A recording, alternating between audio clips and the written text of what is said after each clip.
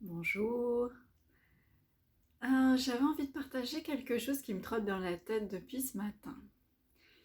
C'est assez intéressant dans le sens où hier j'ai lu quelque chose qui disait c'est bien de se récapituler la journée en fin de journée avant de dormir, toute la journée depuis le matin jusqu'au soir, jusqu'à l'heure du coucher.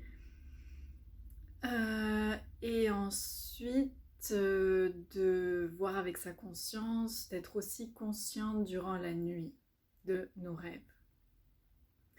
Alors, quand je fais une récapitulation comme ça, comme je suis fatiguée, parce que souvent je me couche quand même assez tard, généralement je m'endors avant la fin de ma récapitulation en fait. Mais c'est bien parce que ça permet de s'endormir justement. Et j'ai quand même eu le temps de justement dire à ma conscience d'être consciente durant la nuit de mes rêves. Alors souvent, il faut savoir que les rêves se produisent surtout en fin de cycle, enfin en fin de nuit, en fin de sommeil, si on peut dire de cycle de sommeil, de toute une nuit. Souvent, le début de la nuit va être plus fait de sommeil profond, où il ne se passe rien, si on peut dire.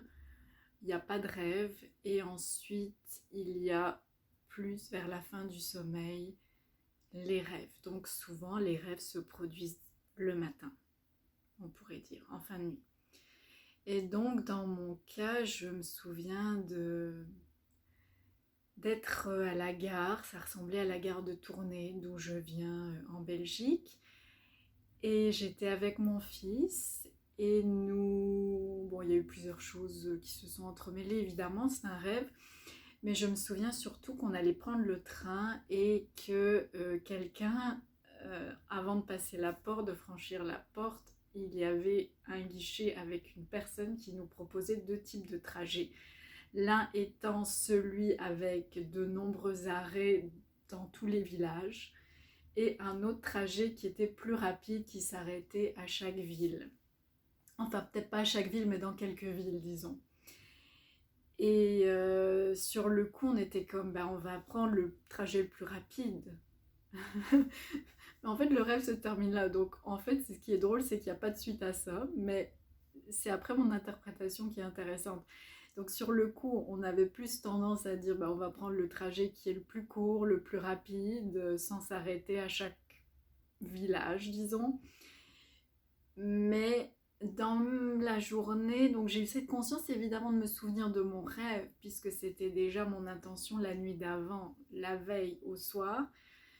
Puis c'est un exercice auquel je me prêtais surtout. Je ne sais pas si je vais le reproduire souvent, mais c'est intéressant. C'est vraiment travailler avec l'inconscient, le subconscient et les rêves. Et ça donne une certaine inspiration. Donc je me suis dit ce matin, mais en fait, s'arrêter à tous les villages, mais c'est ça la beauté du voyage. Et si c'est une métaphore de la vie, c'est ça la beauté de la vie aussi. C'est qu'en fait, on fait des arrêts fréquents, on est comme dans un train qui avance, le train de la vie. On fait des arrêts fréquents, on s'arrête, on regarde les paysages, on rencontre des personnes, on vit des expériences, tout ce qui peut arriver dans une vie, si possible de positif, et on continue le trajet pour se rendre à destination, c'est vrai, mais on dit que ce qui importe c'est le voyage et non la destination. Et ça c'est un peu aussi dans toute initiative, tout projet, tout processus, si on peut dire, y compris le développement d'une entreprise.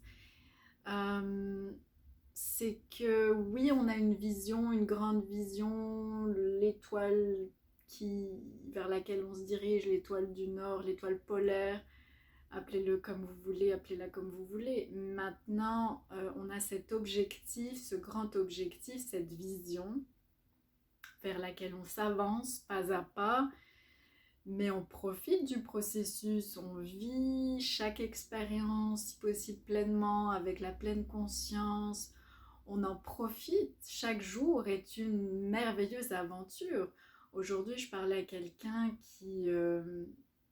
En fait, comment expliquer? C'est une personne qui est dans le même programme que moi, la méthode Lead Focus de Karine Roy. J'en profite pour la citer parce que c'est vraiment génial. Je suis hyper motivée et ça a vraiment rallumé l'étincelle en moi de l'entrepreneur.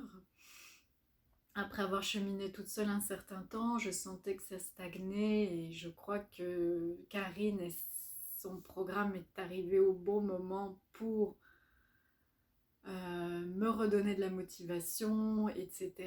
Et c'est important le concept d'effort joyeux en yoga, ça s'appelle tapas. On pratique l'effort joyeux vers le cheminement, dans le cheminement spirituel, vers l'éveil de la conscience. Je parlais avec Dominique et elle se souvenait que, enfin elle me dit mais c'est toi qui dans la masterclass quand on a eu une rencontre, enfin c'était une séance de questions-réponses, peu importe, c'est là qu'on a fait connaissance elle et moi, on s'est parlé ce matin en privé pour échanger, faire plus en connaissance.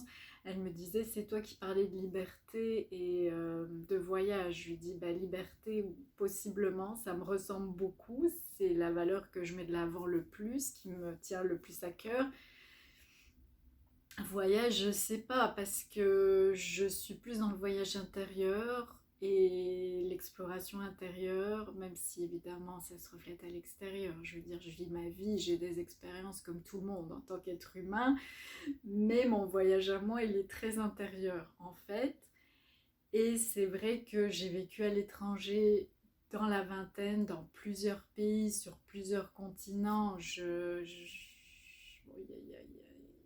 il y a quand même l'Australie que j'ai pas visité, mais bon, j'ai été en Asie, j'ai été en Afrique, j'ai été en Europe, je viens d'Europe, et je suis en Amérique. Donc il y a l'Océanie que je connais pas, où je suis jamais allée, c'est vrai, peut-être un jour. Maintenant, pour des préoccupations écologiques, environnementales, dont je vous ai déjà fait part dans d'autres vidéos, je suis moins dans les déplacements qui produisent du CO2, même si j'ai une voiture, c'est vrai. J'essaie d'être consciente malgré tout de mon empreinte écologique. Je suis d'ailleurs allée à l'écolo-boutique m'approvisionner en produits biologiques et vrac aussi aujourd'hui. Enfin, c'est juste quelques exemples de choix conscients que je fais en tant qu'être conscient. Et puis, pour moi, c'est ça, c'est drôle, c'est le voyage, c'est le train, c'est la vie, c'est la conscience, et c'est de profiter de chaque instant en conscience. Donc c'est un peu ça aussi que je veux transmettre, véhiculer d'une façon ou d'une autre, et aussi en accompagnant les personnes en quête de sens à vivre pleinement leur vie, à devenir les créateurs de leur vie avec le coaching. Et donc ça passe par l'exploration de la conscience. Et l'exploration de la conscience, ça recouvre plusieurs facettes et plusieurs dimensions. Et c'est là qu'est la beauté du voyage, selon moi. Et on s'ennuie jamais. Pas une seconde. Merci de m'avoir écouté. Namasté.